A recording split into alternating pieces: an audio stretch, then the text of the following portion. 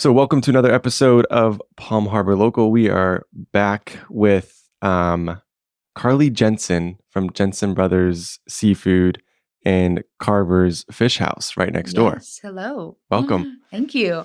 So, thanks for being here. I'm excited. It's early, 7 o'clock in the morning before work for Yep. you, and I appreciate you doing this and squeezing it into your busy schedule. Absolutely, you got it.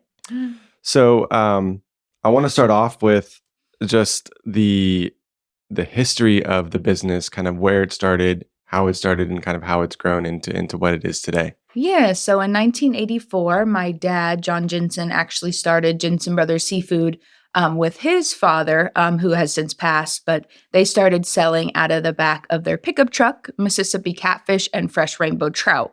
So they would just go around to different wholesale restaurants. They started in North Carolina and then actually moved down here to Florida and then just kind of went, door to door with wholesale products and trying to get into restaurants. And so they did that for about 20 years before they even, considered opening retail, which opened in Wow. 2006. So to be able to learn from him and carry this on with him, it's really cool. It's an honor. Yeah.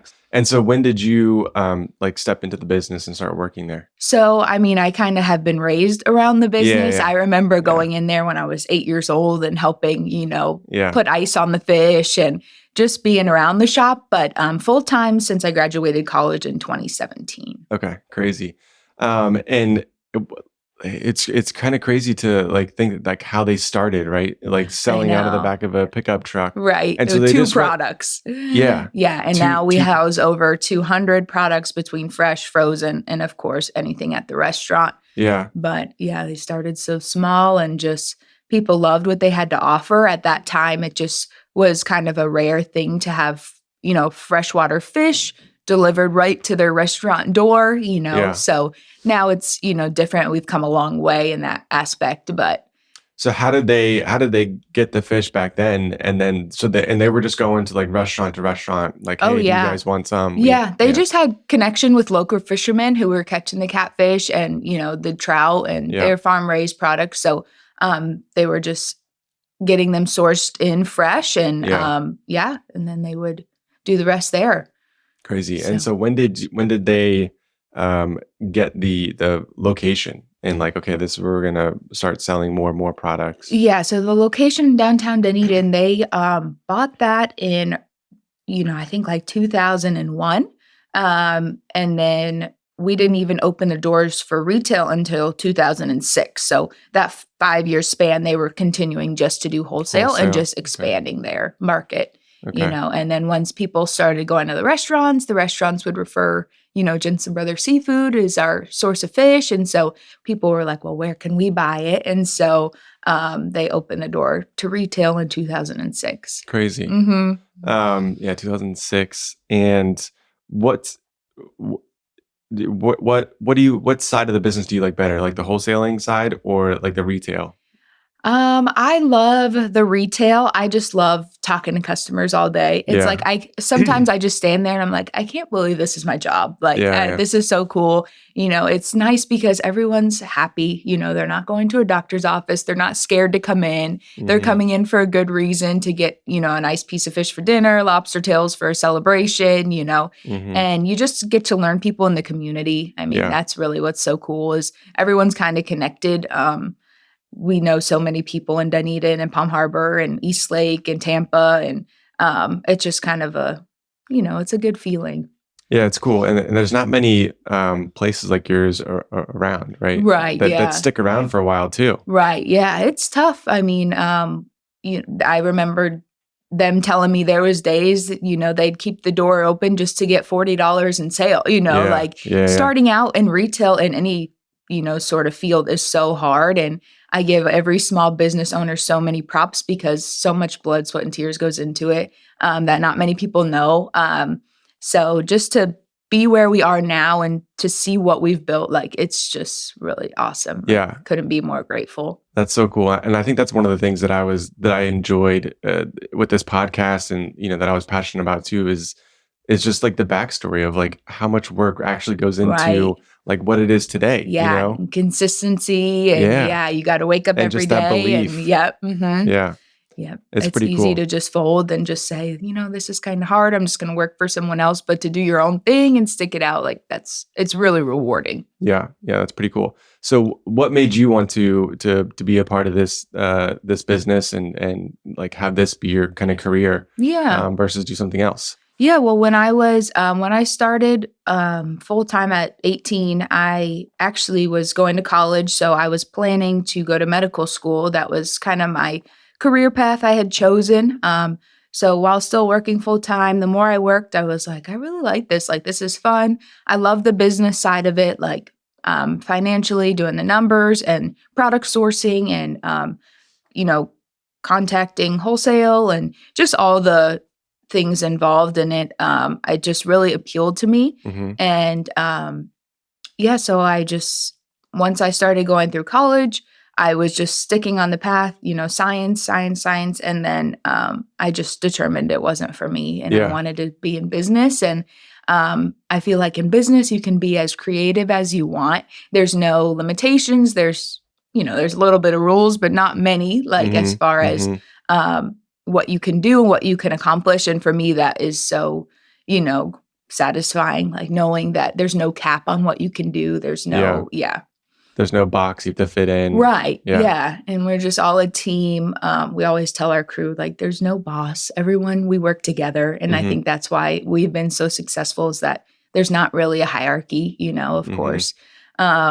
But yeah, you just have to do it together. I mean, that's the only way it can be done. So, For sure. Yeah. I think that's an important piece of any business, right? Is the mhm. team Yeah. and just like the culture that you guys have. Definitely. Yeah. Yeah, and we're like a family. I mean, there's Yeah. Friday nights we all go out to House of Beer across the street and just Cool. hang out, after Yeah. we've worked together for 8, 9 hours. So Yeah. it's really nice just being able everyone can come to work and not be stressed or not be, feeling like, "Oh, I dread today." It's Another not day. like Yeah. that. Yeah. Yeah. Yeah. That's cool. So I want to talk to you about um, like the sourcing of the fish and like, I'm just curious, like how all that, behind the scenes works and where you get your product from and all Yeah. that kind of stuff. So we get as much local as we possibly can. We pick up boats out of Madeira Beach about 3 times a week. Fresh local groupers, snappers, bunch of different varieties, amberjacks, cobias, triple tail, triggerfish, anything local that we can get, we get. Um, However, there is, a lot of different regulations with local fish because there has to be. So we are limited, we can't Like just how much you source, can buy, right? How much right? you can Okay. buy, um, how much they're bringing in. Weather's a huge factor, Yeah. especially here in Florida. So we have to source otherwise too. So we have some other wholesale companies that we deal with that bring us, fresh cod, fresh scallops, fly in fresh salmon. We get a lot of stuff flown in from Alaska, halibut, king crab, snow crab. Those seasons are shut down now, but when they're up and running, we get those in.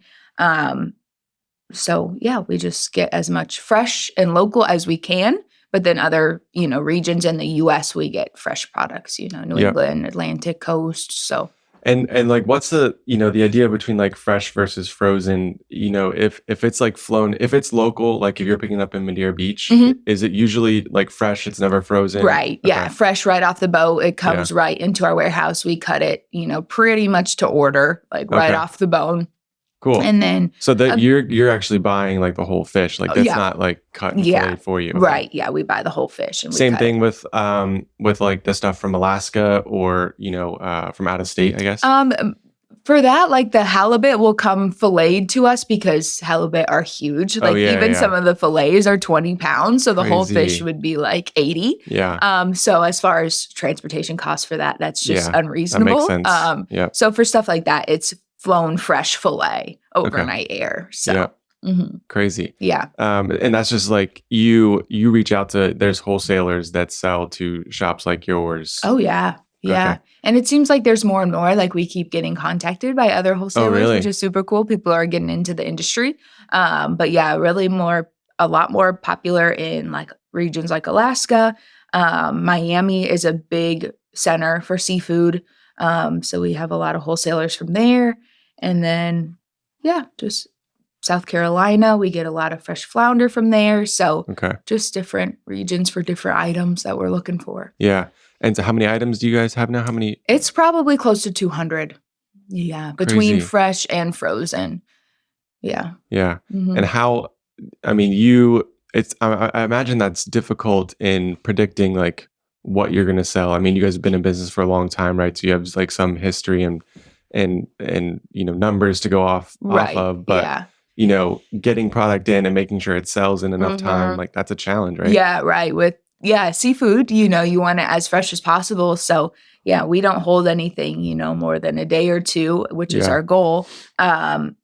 So yeah, sometimes sourcing and that inventory tracking can be a little difficult, especially around the holidays. Oh And yeah. like this Yeah. weekend's Mardi Gras, so we have a bunch of crawfish and oysters coming in for Okay. parties and stuff. But we'll probably sell out and people will be upset, Yeah. But if you don't place an order, we don't know. So we do our best and usually it's fine. So Yeah. Now, can you place an order ahead of time and say I want this? oh, And yeah. okay. We recommend that, especially for the holidays. We do like 150 pre-orders for Christmas, Oh, cool. just so we know what they want and we can have it for them. Yeah, that Especially helps any you sort out. of it helps us. And if there's any big quantity, it ensures that they'll get it. Yeah. Yeah. So, and of course, we're always open for walk-ins. So a lot of people just choose to do that, day Mhm. of, kind of figure out what they need. So And see that's what you fine guys too. have. Yeah. Yeah. Hmm. How many do you typically have like a good selection of like walk-in? Like if I'm walking up to go get a fillet. Oh, yeah. Yeah. Yeah, usually we have at least 15 different fresh fish items on a Oh given yeah. day. Nice. There's like probably 10 that are staples, your grouper, your snapper, salmon, cod, swordfish, tuna, stuff like that. But then probably about 5 that range, depending on what's available. Mm-hmm. Mm-hmm. What's the most popular fish that you guys sell? Local red grouper. That's Oh typically, yeah. what people have at restaurants, so then they want to Yeah. cook it at home. And actually our Scottish salmon. Our Oh yeah. salmon is Okay. really killer. It's Cool. just, it's a bestseller. It's sushi grade, so a lot of people will eat it raw, poke Okay. bowls, and but it's delicious. Yeah. Mhm. What's your favorite? Ooh, I like when I'm a big fan of our red snapper. I love Alaskan halibut. To me, it's just like so buttery and melts in your mouth. Cobia is really great Yeah. on the grill. We don't get that too often fresh. I would love to get it more. And of course, local stone crab. To me, that's like life's Oh greatest yeah. luxury is a stone crab claw. But yeah, so those Nice. are some of my favorites. Yeah, those are good selections. I like some cobia myself. Mm-hmm. All right, so let's talk about the fish house, Carver's Fish House. Yeah. When did that start? So that opened in 2018. The name Carvor is actually after the owner's 2 kids. So Carly, myself, and Trevor. Oh, So cool. Carver is kind of the combination of the two. So we opened in 2018, but we weren't a full service restaurant. We were like deli only. So people would come buy their fresh seafood and can go next door, grab a bottle of wine, grab a side of coleslaw, and go home and make it themselves. So once, that kind of was progressing a little bit, I was like, well, we have this beautiful space. Why don't we, cook stuff to order, like a grouper sandwich? Mm-hmm. And so we started doing that, and it was such a huge hit. Our grouper sandwich still today is like the best-selling item. Yeah. And so we started out with 2 tables out front, so 6 seats total. Now we're up to, I think, almost 50. 50 seats. 50 seats, yeah. So it gets a little busy. We're only there for lunch, so lunch hour is a little crazy, but it's casual and it's fun, and we focus on the food. So that's all. It almost makes sense for like any fish house to like have a Prepare, little right? Cook their own fresh fish right there. Right, exactly. Yeah. And it's and what you guys have done with the space and stuff, it's a great atmosphere, laid back, like you said. Yeah. And just a cool spot to go grab lunch outside. Yeah, I love it. It's super casual, kind of feels like you're in the Keys or somewhere tropical, So to be technically in downtown and have that feel, a lot of people are attracted to it. Yeah. So you spend how much do you work in the restaurant too, or you spend most of your time in the Most of the time I'm in the market. Yeah. I am in the restaurant if need be, but typically we have that fully staffed. Yeah.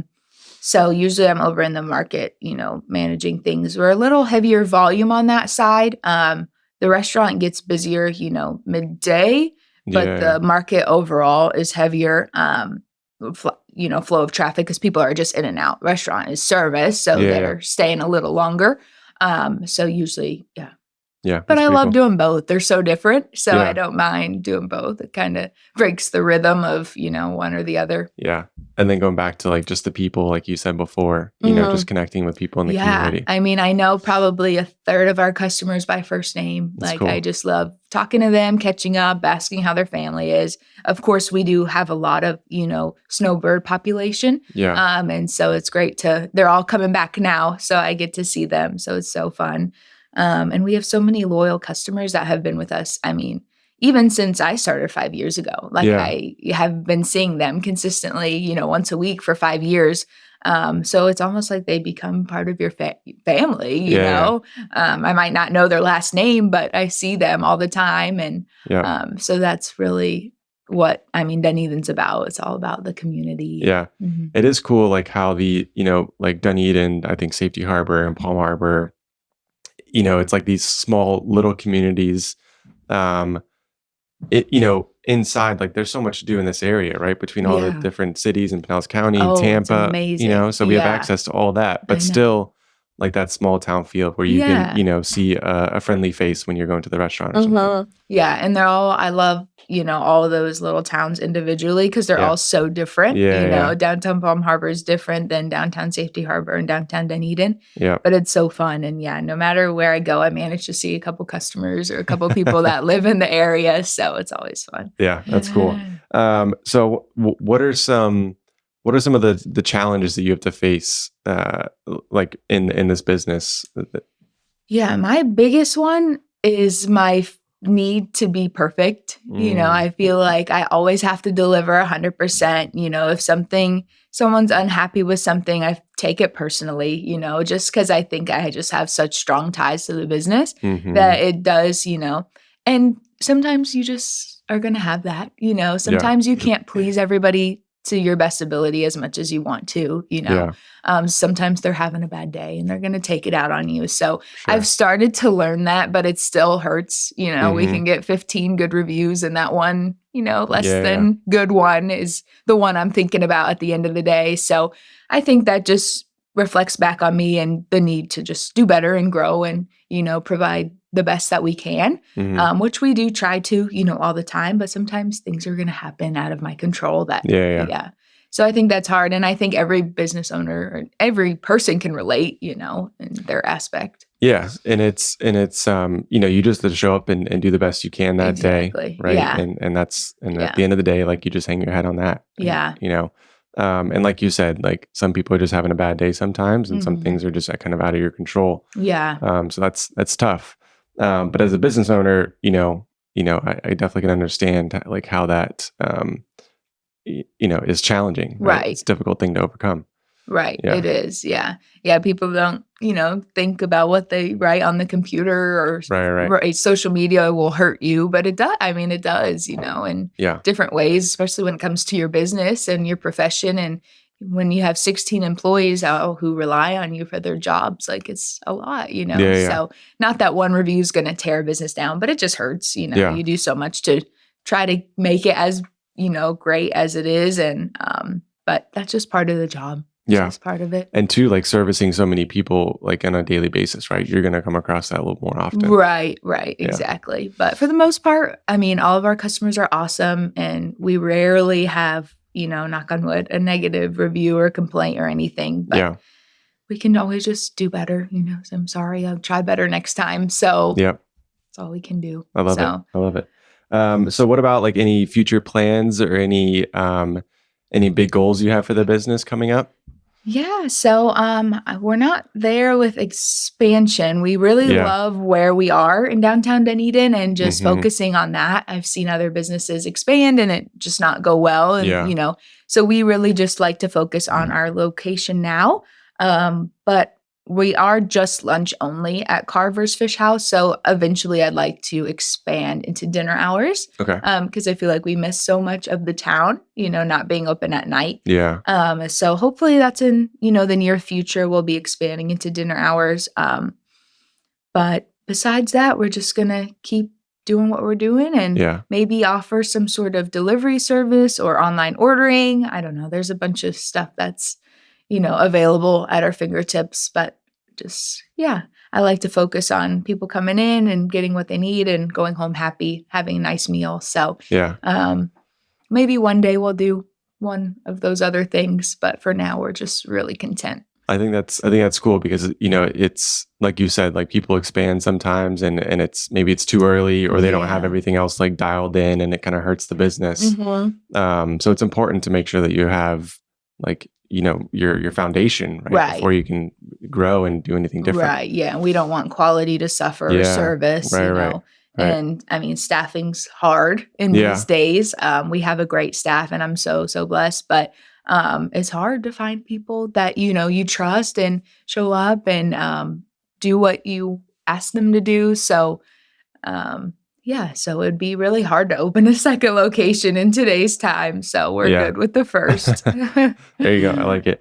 So we were talking before, like you grew up here in Dunedin. Yeah. So one question I always like to ask everyone is, and I'm curious to hear your thoughts, but what is like when you're not working, which is not very often, but at night. When you're not working, where do you like to go to? Like what's one spot? It could be a park, could be a business, could be a restaurant, whatever. Okay. Well, I did go to the Happy Cactus last night. Happy Cactus. Okay. Yes. Have you been there? I haven't. Oh, it's amazing. Mexican food. Where's that right by the causeway. It's in that plaza. Yeah. Madison Ave's there too. We love them. Yeah. And they just opened a new cookie shop, Indy's Cookie Company. Okay. That's right next to Happy Cactus. So, of course, we went there for dessert. But yeah, I mean, we love just walking around town, going to the marina, having a drink at Bon Appetit, visiting any of the local businesses. There's so many. And the business owners in town are so great. And usually they're always there. Everyone's so strong on supporting their own business. So we like to just, hop around to different restaurants and, of course, go to the beach, Causeway, up to Palm Harbor, Safety Harbor, wherever. Yeah, so many good spots. Yeah, a Happy Cactus. I'll have to try that one. I haven't been there first. Good. Yeah. Mm-hmm. Okay. Yeah. Cool. And where are you guys located? Where can people find you if they're listening and be like, I need some fish right now? So our address is 911 Douglas Avenue, Dunedin, and Carver's Fish House is right next door. So we share the parking lot. We have 6 spots right out front, right in downtown Dunedin. We're just right next to the Dunedin Brewery. So if you know where that is, you'll be able to find us. Yeah, and most people know where the Dunedin Brewery is at, right? Yeah, I've been there forever. Yeah. Awesome, Carly. Well, I appreciate your time today. Thanks for being here. Thank you so much. It was awesome.